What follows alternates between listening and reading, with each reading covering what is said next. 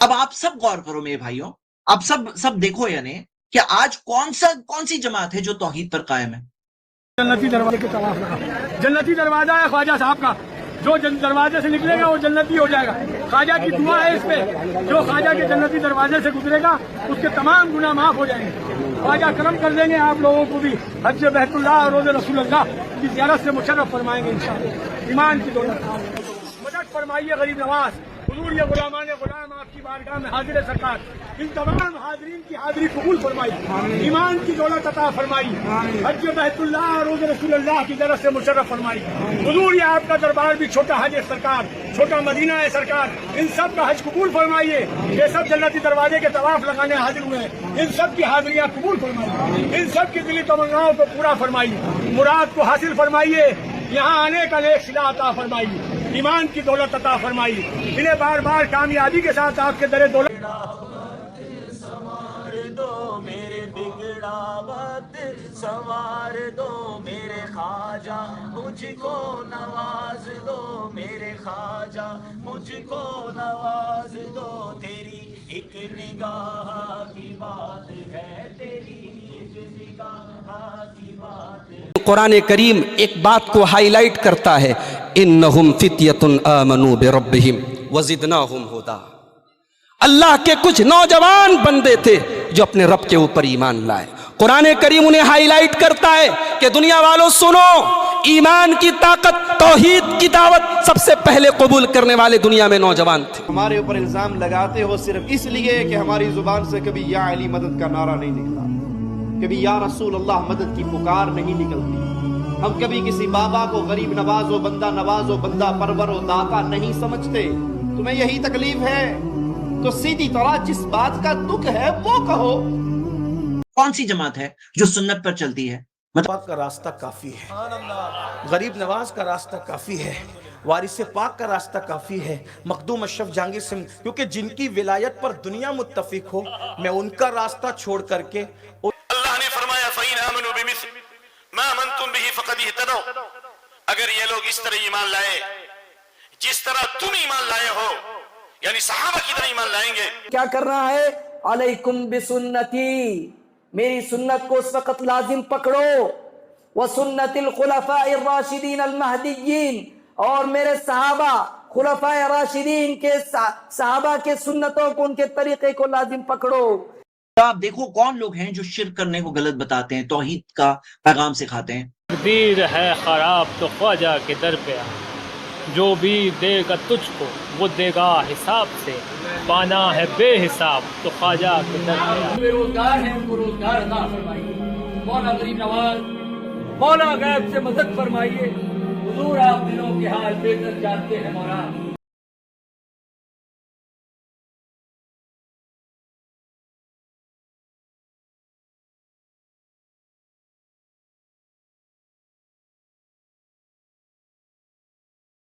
کو پکارتے ہو، مانگو مدد ان کو، جن پیروں کو کہتے تھے یہ ہمارے مدد کرنے والے ہیں، بیٹھے ہوئے تمہارے پیر، بلاؤ ان کو، تمہاری کیسے مدد کرتے ہیں. میرے بھائی یہ ہنسنے والی بات نہیں ہے، نصیحت لینے والی بات ہے. یہ پیر فقیر مردے ہماری مدد نہیں کرتے ہیں. آج اگر آنکھ نہیں کھلے گی کب کھلے گی؟ اپنے ایک رب کو پہچانے جس کے ہاتھ میں قوت ہے، طاقت ہے، پوری دنیا ہے، خزانہ ہے، مالک الملک ہے، احکم الحاکمین ہے، بادشاہوں کا بادشاہ ہے. وہی مشکل کشا ہے، وہی مشکلوں کو دور کرنے والا. اسی سے مدد مانگیں گے تو اللہ تعالیٰ مدد دے گا، ورنہ غیروں کو پکارتے رہیں گے اللہ کیسے مدد کرے گا؟ تو سنت پہ چلنا سکھاتے ہیں، بدعت کرنے کو غلط کہتے ہیں، اور دنیا بھر کی محنتیں، دنیا بھر کی تکلیفیں. بھائی شرک کو غلط کہا جب جاتا ہے، بدعت کو غلط کہا جاتا ہے، تو آپ دیکھو گے کہ کتنے سارے پرابلمز ہوتے ہیں، سامنا کرنا پڑتا ہے. کون لوگ ہیں جو اس پہ ٹکے ہوئے ہیں؟ کون لوگ ہیں جو کہتے ہیں صحیح حدیث پہ چلو؟ نوجوانوں کو ایسا ٹارگیٹ کیا جا رہا ہے کہ دیکھو صحیح حدیث کو نہیں مانتے، ہم صحیح حدیث کو مانتے ہیں، یہ فیدین نہیں کرتے، ہم کرتے ہیں، وہ غلط ہے، ہم صحیح ہے. بھائی نماز پڑھو، جنہوں نے نہیں پڑھی ان کو پڑھاؤ. کوئی ہاتھ سر پہ باندھے، کوئی ہاتھ یہاں باندھے گھٹنوں پہ، اس سے کوئی لینا دینا نہیں. کم از کم اللہ کا فریضہ تو پورا کرو. یہ حدیث ضعیف ہے، یہ سب مطلب وہ جانتے بھی نہیں.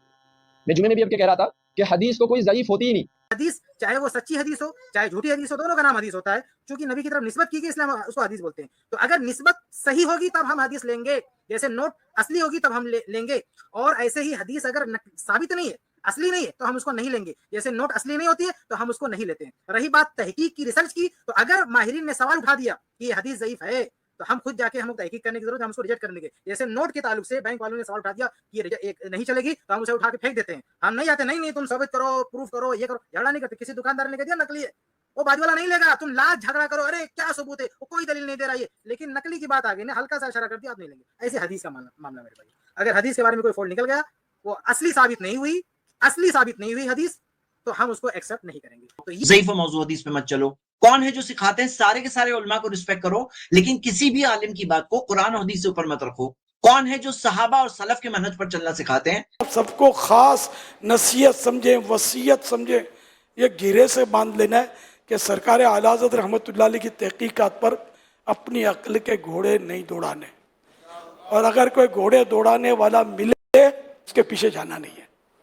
अरे कितना ही बड़ा नाम, आला हजरत जिंदाबाद, इनसे कोई बड़ा होगा तो देखेंगे, हो तो हमें पहचान नहीं है, इसलिए हमने आला हजरत हमारी समझ में आ गए, वरना यह कि आप कहीं के नहीं रहेंगे। आला हजरत के फ़िक़ी मसाइल हों, एतक़ादियात हों, जो भी हो, बस आला हजरत की तहकीकात हमारे लिए हरफ़ आखिर है।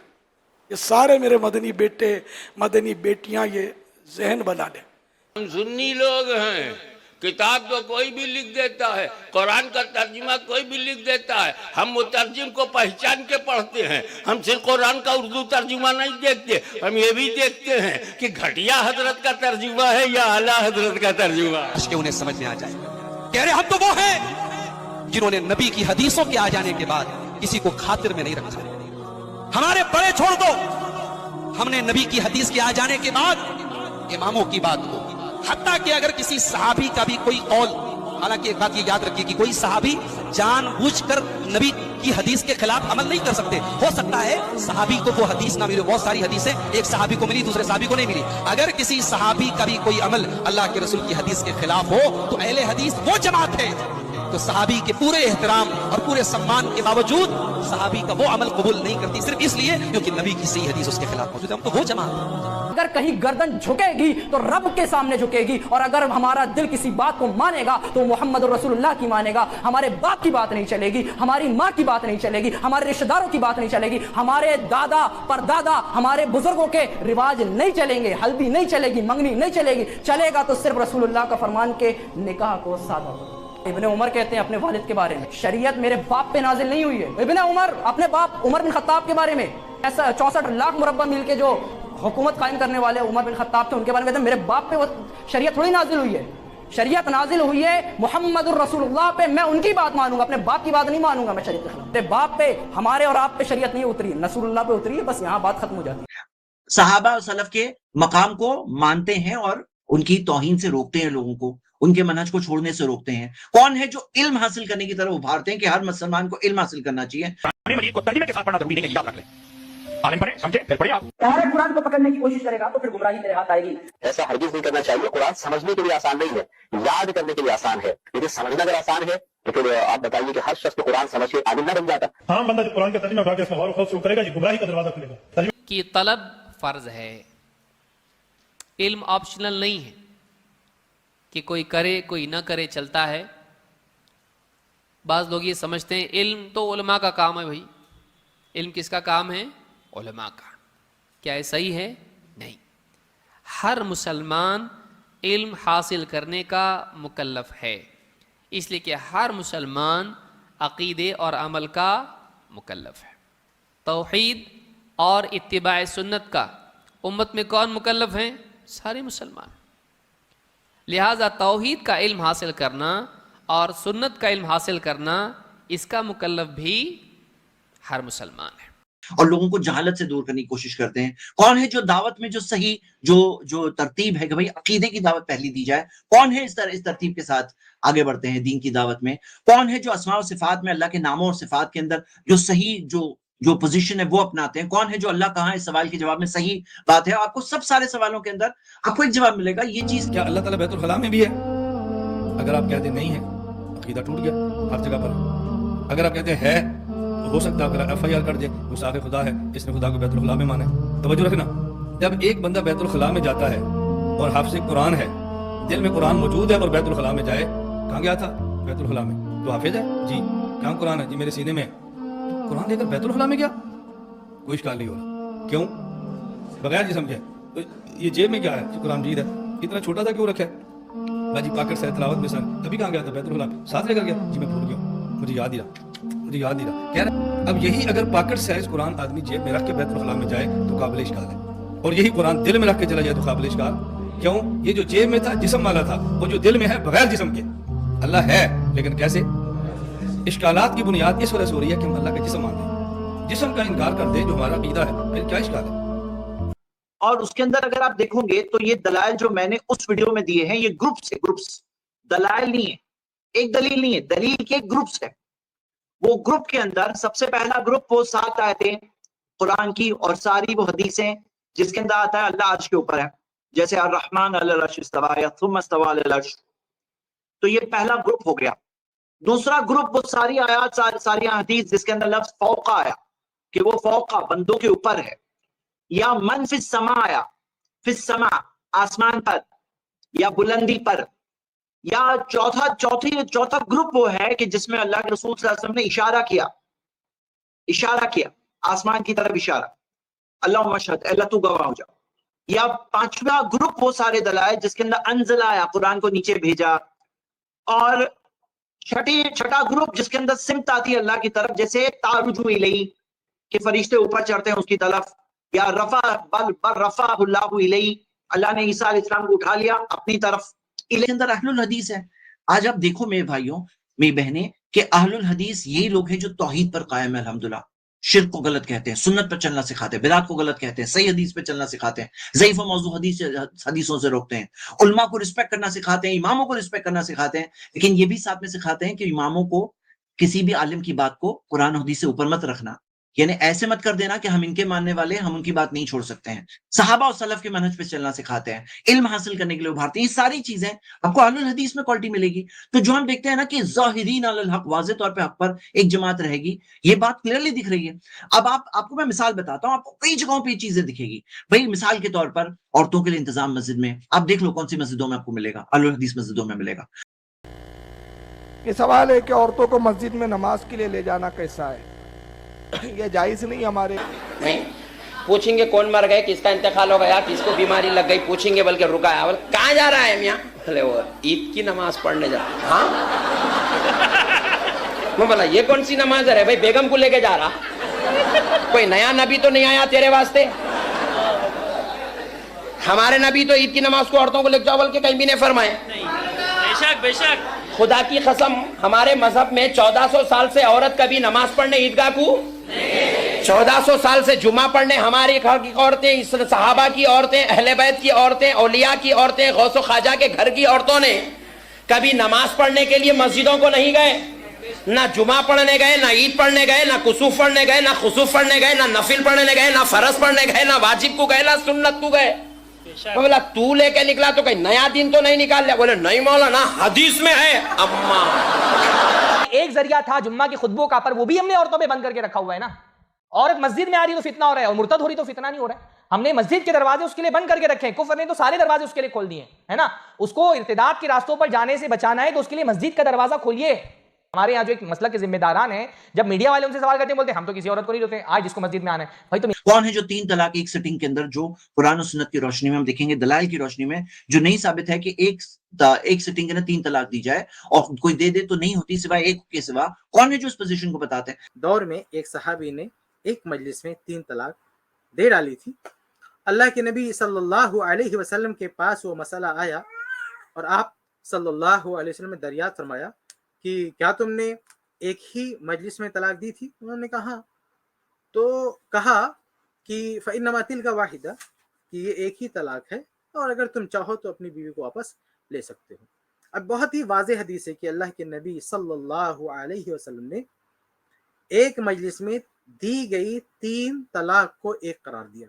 और सही मुस्लिम की हदीस कितनी मशहूर व मारूफ है, अब्दुल्लाह इब्न अब्बास रज़ी अल्लाह तआला अन्हु की, कि अहद रिसालत में, अहद सिद्दीकी में और अहद फारूकी के इब्तदाई 2 या 2.5 साल में ये पूरे मुसलमानों का तरीक़ेकार था कि अगर कोई एक साथ 3 तलाक दे देता था वो एक शुमार होती थी। मतलब एक मिसाल है, ये सिर्फ मिसाल, सबीले मिसाल के तौर पे। कौन है जो हलाला से रोकते हैं, कौन है जो हर तरीके के शिर्क को रोकते हैं, तावीज बनाना वगैरह। आप दूसरे मसलकों में देखोगे वहां के इमाम, मस्जिदों के इमाम तावीज वगैरह बना के देते हैं, और शिर्क की और भारी भारी किस्में बहुत सारी। मसलन एक बीमारी है, लोग इसके लिए तावीज करते हैं, तावीज सारी उम्र पहना होता है या फेंक देना चाहिए।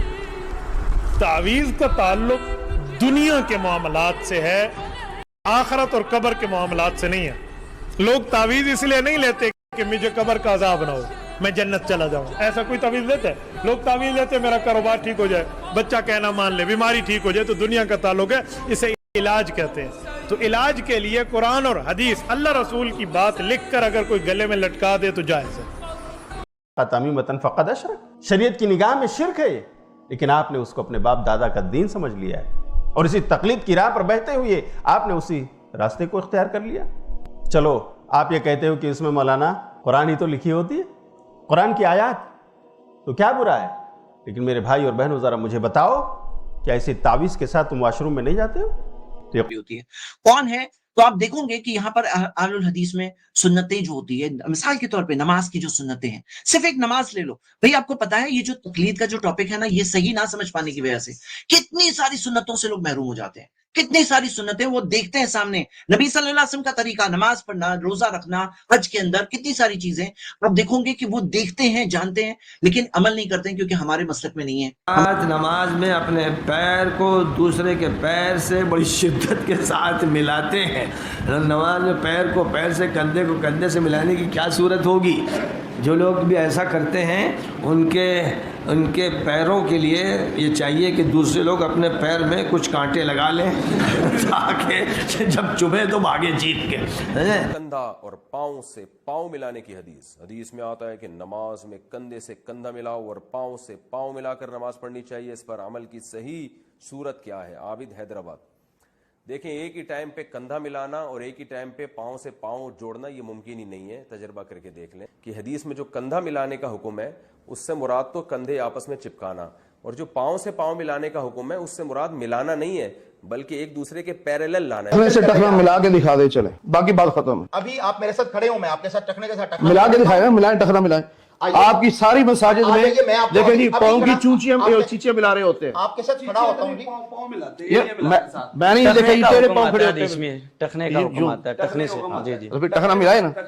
आ जाइए मेरे साथ खड़े होइए, मैं आपके साथ अभी प्रैक्टिकल करके दिखा देता हूँ। टखने के साथ, हाँ ये टखना है, हाँ जी, नहीं मिल सकता, बिल्कुल मिलता है भाई। अभी प्रैक्टिकल मिला के दिखाए। मेरे साथ आएंगे। अब ये देख, मिला टखने के साथ टखना मिला कि नहीं? अब देखिए इस तरफ, नहीं आप सीधे खड़े हो, बिल्कुल आपने जिस्म के लिहाज से बिल्कुल सीधे हो, हाथ बांधे जिस तरह के आप ये समझे कि नमाज की नहीं, अपने आप टेढ़े होके खड़े हैं, आप टेढ़े हो, बिल्कुल सीधे हो गए। आप ये देखें, कंधा भी मिला है, कंधे से कंधा भी मिल रहा है, और टखने से टखना भी मिला है, टखने के साथ टखना है। हदीस पे अमल हो गया, और पाँव भी इतने खुलने चाहिए, बिल्कुल अपने जिस्म के लिहाज से है, जितना आपका ऊपर से व्यर्थ है उतनी ही। अब ये नहीं है कि जिस्म में जो है 3 उंगलियां ज्यादा खोल, 3 उंगलियां जो है वो पीछे से पाँव और आगे से मुड़े, उंगलियों को मिलाना जरूरी है टखने का, ये सुन्नत के खिलाफ है। जिस कदर आपका जिस्म है, मैं बता रहा हूँ, जितने लोग आप देखेंगे ना वो आगे से पाँव के साथ उंगली मिला रहे होते हैं, लेकिन कुछ लोग बहुत ज्यादा खोलते हैं, लोग बहुत थोड़े भी सिर्फ 3 उंगली के बराबर खोलते हैं, वो भी गलत है। हमारे यहाँ ये है कि कम से कम 4 उंगली। अच्छा चले, 4 उंगली की भी दलील क्या है? 3 उंगली हो या 4 उंगली हो, उसकी दलील क्या है? जबकि हम कहते हैं कि इंसान को बिल्कुल मुतवाजन खड़ा होना चाहिए, जो उसका शोल्डर्स की विड्थ है उसी के मुताबिक उसके पाँव होंगे तो सब जो है वो बराबर भी हो जाएगी, कंधे के साथ कंधा भी होगा, पाँव के साथ पाँव भी मिला होगा। बिल्कुल सही है मौलाना, अगर वो थोड़े से पाँव खोल लेते तो हमारे इमाम ने नहीं सिखाया। अरे भाई आपके इमाम भी हमारे, सारे इमाम उलमा हमारे, तो यही तो सिखाया है। तो आप देखो कि कौन है वो लोग जो आप देखोगे यहाँ पर अहलुल हदीस में जो किताबें हैं आपको फ्री मिलेगी, ज़ईफ़ मौज़ू हदीसें हैं, किस गड़े हुए किस्से, मनगढ़ंत वाक़यात, वो सब नहीं। तो यहाँ हमारे इमाम के मसला के खिलाफ आ जाए तो आयत मनसूख होगी, मसला ठीक होगा।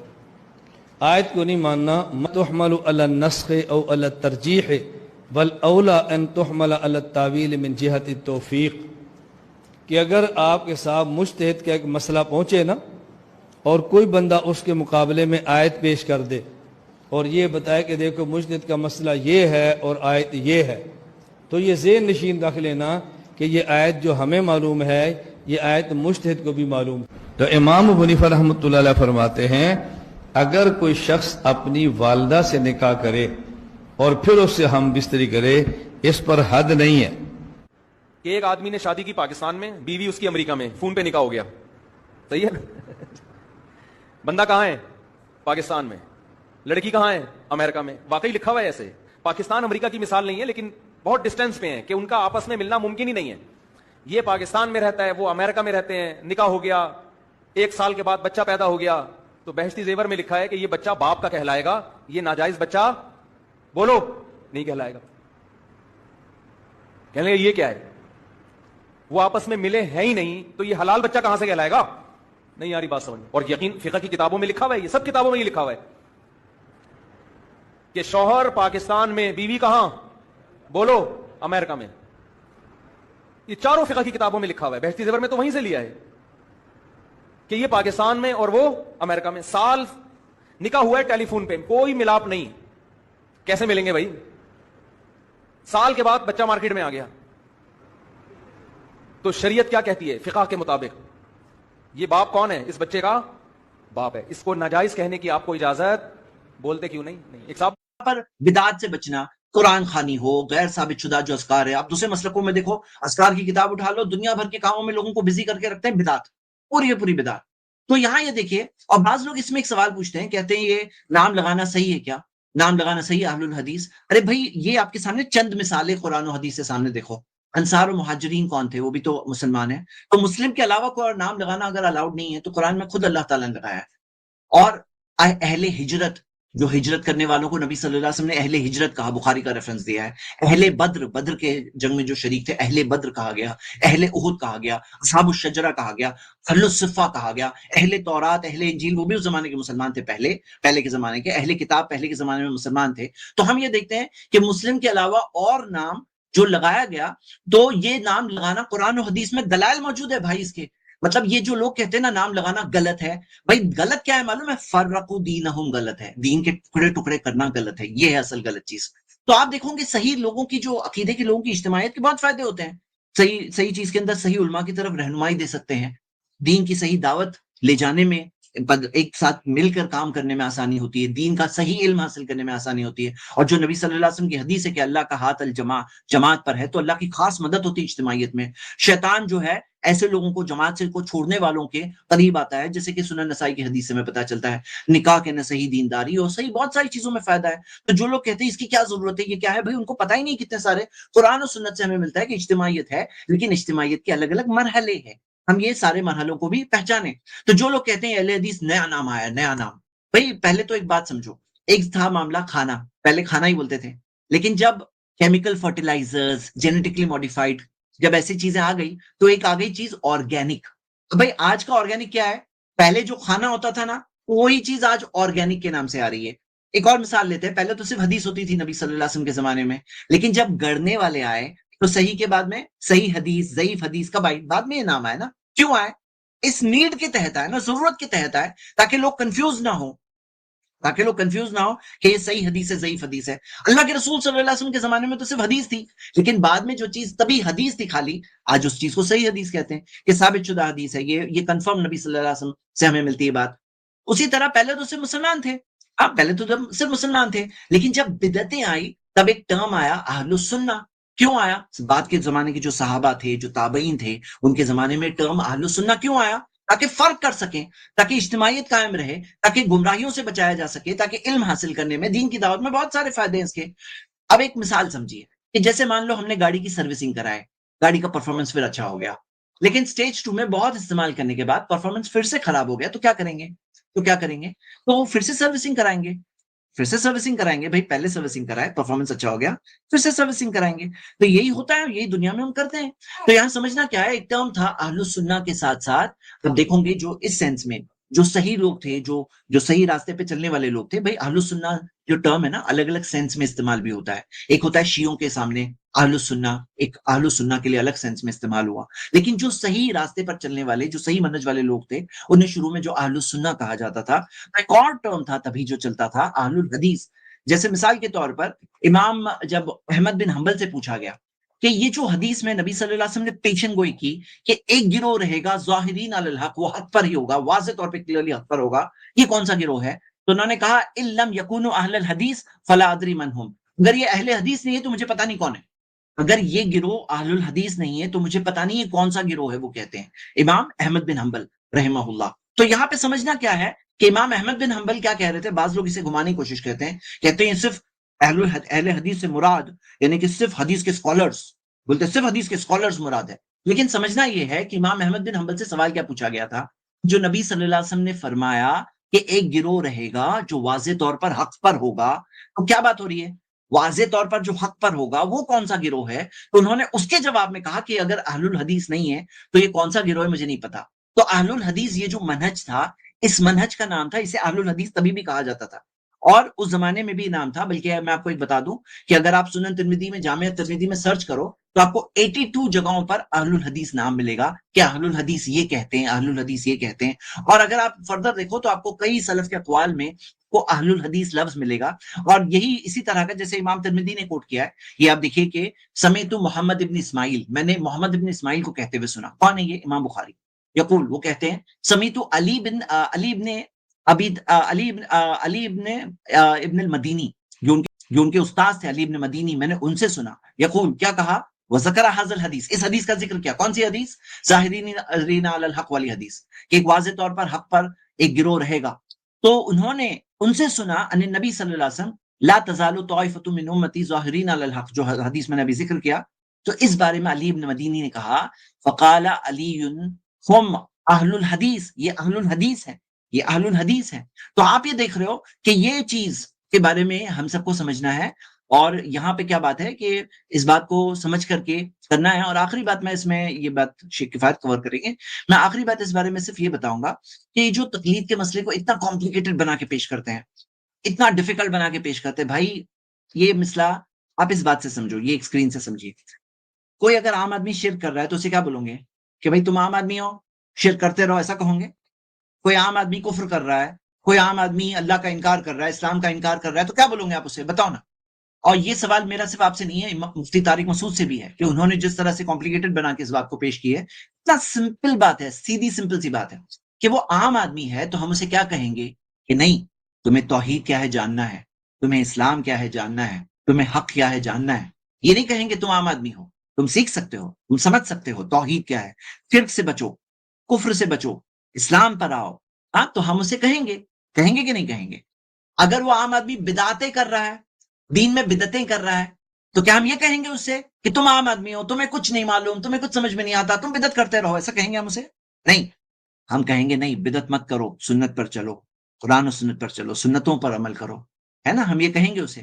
لیکن پھر ایسا کیوں ہوتا ہے؟ مجھے بات سمجھ میں نہیں آتی کہ جب نماز کی بات ہوتی ہے، جب روزے کی بات ہوتی ہے، جو یہ مسائل ہے نماز کے، روزے کے، زکوٰۃ کے، تو اس کے اندر ہم ایسا کیوں کہہ رہے ہیں کہ عام آدمی ہو، تمہیں کچھ نہیں سمجھ میں آئے؟ بھائی عام آدمی علماء کی طرف رجوع کرے گا،